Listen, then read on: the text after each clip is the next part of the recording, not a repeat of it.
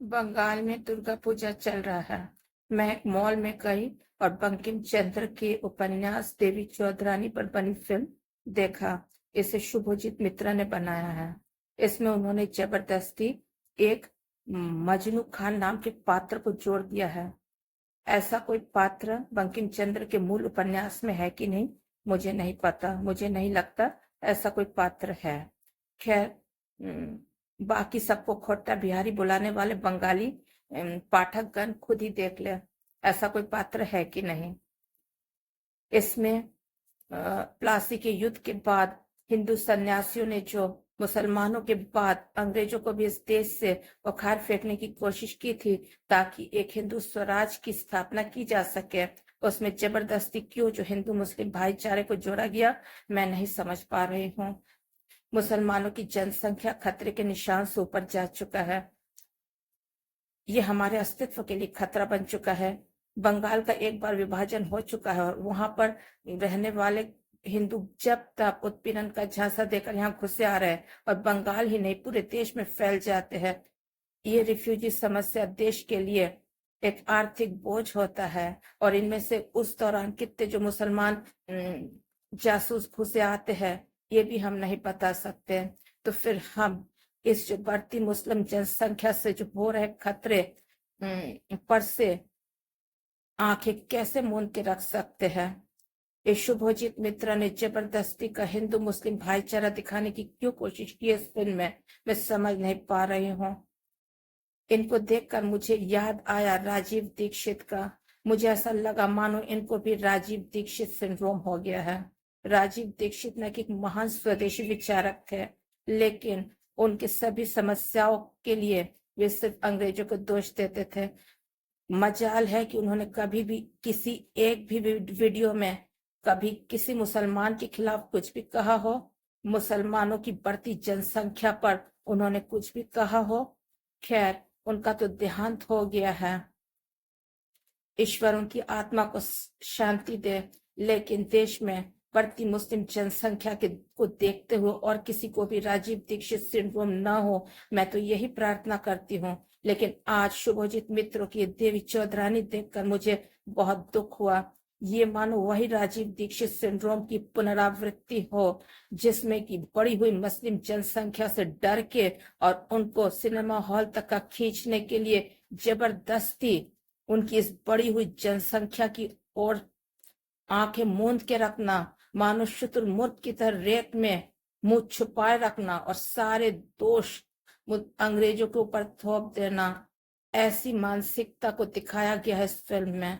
अन्यथा ऐसा क्यों है कि सन्यासी विद्रोह जो हुआ था बंकिम चंद्र के मूल उपन्यास में जबरदस्ती का एक मजनू खान पात्र जोड़ के उसे हिंदू मुस्लिम भाईचारे का रूप दिया गया। ऐसा तो नहीं कि ये जो फिल्म मेकर है शुभजीत मित्र और इस जैसे और भी कई टॉलीगंज फिल्म इंडस्ट्री के लोगों को कहीं फंडिंग तो नहीं मिलती है बांग्लादेश के जिहादियों से या दुबई में बैठे लोगों से। इनके बैंक अकाउंट, इनके फाइनेंशियल ट्रांजैक्शंस पे केंद्र सरकार को नजर रखनी चाहिए। अगर ये वाकई में केंद्र सरकार को पता नहीं, ऐसा तो नहीं कि केंद्र सरकार ही ममता दीदी को सरकार में बनाए रख के नागपुर से कलकत्ता संचालन के लिए ही ऐसे फिल्म मेकर्स को आगे कर रही हो। हमें मालूम नहीं परिस्थिति क्या है, लेकिन द बंगाल फाइल्स जैसी फिल्म के विमोचन को अटका के इस तरह की फिल्मों को कलकत्ता के सिनेमा हॉल में दिखाने का क्या मतलब है। बीजेपी आरएसएस की सरकार अगर ऐसी ही कमजोर सरकार है केंद्र में, तो इससे अच्छा है कि वे केंद्र की सत्ता ही छोड़ दे। बंगाल में राष्ट्रपति शासन तो बाद में देखी जाएगी, केंद्र में ही राष्ट्रपति शासन लग जाए तो अच्छा है। ये शुभजीत मित्र क्या बोलना चाहते इस फिल्म के जरिए। ये जबरदस्ती एक मजनू खान को भवानी पाठक जैसे महान पात्र के साथ जोड़ के उनके समकक्ष खड़ा करके वो बंगाली हिंदू जनमानस को क्या संदेश देना चाहते हैं। ऐसा है क्या? ममता दीदी तो वैसे ही सरकार में है, तो वे किसके लिए कह रहे हिंदू मुस्लिम एक होकर किसकी सरकार को लाए, किसकी सरकार को उखाड़ फेंके। मोदी जी की सरकार को उखाड़ फेंक कांग्रेस की सरकार लाने का आह्वान कर रहे हैं पब्लिक से, न ममता दीदी की सरकार को उखाड़ फेंक के बीजेपी आरएसएस की सरकार लाने की बात कर रहे हैं। या फिर ममता दीदी की सरकार को उखाड़ के हिंदू मुस्लिम एक आकर वामपंथियों की सरकार को लाए, जहां पे कि जिहादियों को अपनी मनमानी करने का मौका मिलेगा। जो भी हो, इनकी जो फाइनेंशियल ट्रांजैक्शंस है और इस फिल्म में की लागत में कितना पैसा बाहर का लगा है और वो कितना संदिग्ध जिहादियों का है, दुबई का है, ये देखना बहुत जरूरी है। और अगर बीजेपी आरएसएस की सरकार ये सब नहीं देखती है और ईडी सीबीआई को इन जैसे फिल्म मेकर्स के यहाँ पे नहीं भेजती है, उल्टा चुपचाप आंख मूंद के चुपचाप बर्दाश्त कर लेती है द बंगाल फाइल्स के विमोचन को रुकवाने की प्रक्रिया को, तो फिर ये तो खुद ही संदिग्ध है। क्या चल रहा है बंगाल जैसे एक सीमावर्ती प्रदेश में? मुसलमानों की जनसंख्या खतरे के निशान से ऊपर जा चुका है। ऐसी हालत में राजीव दीक्षित सिंड्रोम अगर हम पालते रहे तो बंगाल तो कम से कम बंगाल का तो पूरा ही हुलिया बिगड़ चुका होगा। मैंने एक बार बहुत पहले 2022 के समय कहा था कि मुर्शिदाबाद में हालत इतने बिगड़ चुके हैं कि बाकी हिंदी हार्टलैंड से हिंदू फरसा, देसी कट्टा, छुरी, चाकू, रॉड, लाठी जो मिले लेके गुपचुप गुपचुप बंगाल के लिए कूच करते जाए, क्योंकि यहाँ पे परिस्थितियां बहुत खराब है और यहाँ पे जमीनी लड़ाई के लिए तैयारी होनी चाहिए। वही बात अभी 2025 में जाके आपने देखा मुर्शिदाबाद में कितनी खराब हालत थी, हिंदू एकदम निहत्थे थे, किस तरीके से हिंदू को मारा जा रहा था। मुझे लगता है बीजेपी आरएसएस के भरोसे बैठे रहना ठीक नहीं रहेगा। ये लोग शुभोजीत मित्रों जैसे फिल्म मेकर्स की फाइनेंशियल ट्रांजैक्शंस पे कोई नजर नहीं रखेंगे। टॉलीगंज के जो ये फिल्म निर्माता है, इनको कहाँ से पैसा मिल रहा है लोगों को अफीम खिला चटा के बिठाए रखने के लिए, ये देखने वाला यहाँ पे कोई नहीं है। जनेऊधारी ब्राह्मण जिसने हमेशा नंबर 1 सीढ़ी पर बैठ के मलाई चाटा है, उनका दायित्व है कि आज उन्होंने समाज से चित्त सम्मान लिया है उसे वापस करे।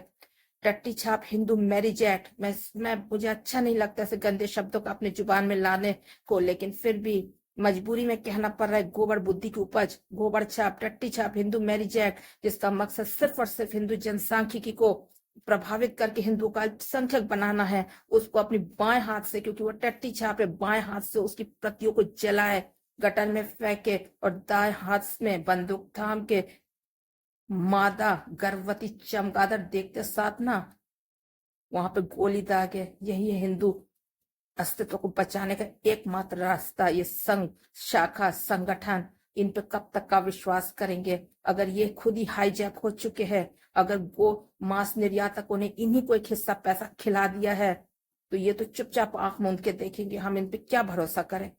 और एक बात बताती हूँ, ये जितने मॉल वगैरह है, जितने सिनेमा हॉल मालिक है, ये सब ज्यादातर मारवाड़ी है। इन्होंने बंगाल फाइल्स तो रिलीज किया ही नहीं, पता नहीं कहां से पैसा लेके टॉलीगंज की फिल्म निर्माता ये सब फिल्म बना रहे हैं, जिसमें हिंदू मुस्लिम भाईचारे का अफीम चटा के बंगाल के जनमानस को सुलाए रखने की साजिश हो रही है। उनकी फिल्में तो ये रिलीज कर ही रहे हैं।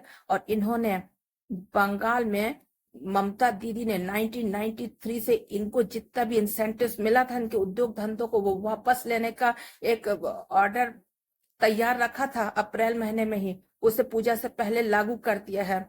अब इनको बहुत गुस्सा आया तो इन्होंने क्या किया, बंगालियों का पूजा बिगाड़ने के लिए जितने बड़े बड़े प्राइवेट बिजली कंपनी है ना, इन्हीं के मालिक यही लोग हैं। इन्होंने हमारे इलेक्ट्रिक सप्लाई में परेशान करना शुरू कर दिया है। जब तब लोड शेडिंग होता है, एसी वगैरह चलता नहीं है, को पंखा वगैरह चलता नहीं, लोग परेशान होने लगे। और मैं मॉल में देखती हूँ, इतना बड़ा मॉल, पैसा वैसा सब खा रहे हैं, महंगा टिकट विकेट सब ले रहे हैं लोग हम लोग से, लेकिन इनके यहाँ पे एसी नहीं चल रहा है। सोचिए कितने बेईमान है, किस तरीके से बंगाली जनमानस को परेशान कर रहे हैं, सिर्फ इसलिए कि हम लोगों ने इनका विरोध किया। हमने इनसे उम्मीद की कि इतने बड़े बड़े हमारी जमीन पे बने इतने बड़े बड़े सिनेमा हॉल, इतने बड़े बड़े मल्टीप्लेक्स में गोपाल पाठा पर बनी film the Bengal files release करे, तो ये ऐसा कर रहा है। अब मैं समझ नहीं पा रही हूँ ममता दीदी ने किस उद्देश्य से किया है। हो सकता है इन्होंने बीजेपी आरएसएस के संगठन को बंगाल में खड़ा करने के लिए पैसों की जरूरत थी। ममता दीदी ने सरकारी नौकरी बेच के वो पैसा बीजेपी आरएसएस को दिया, लेकिन अब क्या हुआ, बीच में जज अभिजीत गांगुली ने केसेस बाहर ला दिया। जज अभिजीत गांगुली को जैसे तैसे उनके निजी कुछ राज दिखा के परेशान करके उनको जैसे तैसे अपने पाले में लेके इन्होंने तमलुक से बीजेपी ने सांसद बना दिया। लेकिन अब ये केस इतना बढ़ चुका है कि जिनको पैसा रिश्वत देके जिन्होंने नौकरी ली थी उनको कोर्ट ने बर्खास्त कर दिया है, तो अब उनको वापस करना पड़ेगा पैसा।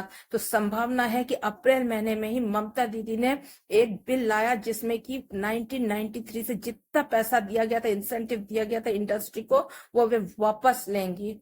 अब इनको हिम्मत लेकिन हो नहीं रही थी। जब गोपाल पाठक पे बनी फिल्म द बंगाल फाइल्स का रिलीज रुकवा दिया मारवाड़ी लोगों ने बेशर्मी के साथ, तब जाके ममता दीदी को साहस मिला, या फिर आरएसएस ने उन्हें इशारा किया कि हाँ अभी कर लो, और तब जाके इन्होंने ये बिल अभी ऑर्डर लाया है।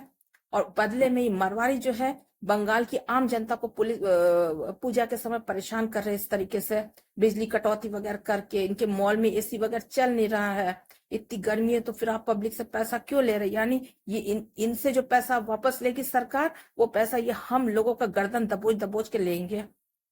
खैर जो भी है देखते रहिए। मैंने यही कहा है कि इन संगठन सरकार इनके ऊपर कभी भी जनसांख्यिकी के मामले नहीं छोड़े जा सकते। उसके लिए जनेऊधारी ब्राह्मण को, जिसने पूरे समाज का सम्मान लिया है हजारों हजार साल से, उसे मामले को हाथ में लेना ही पड़ेगा।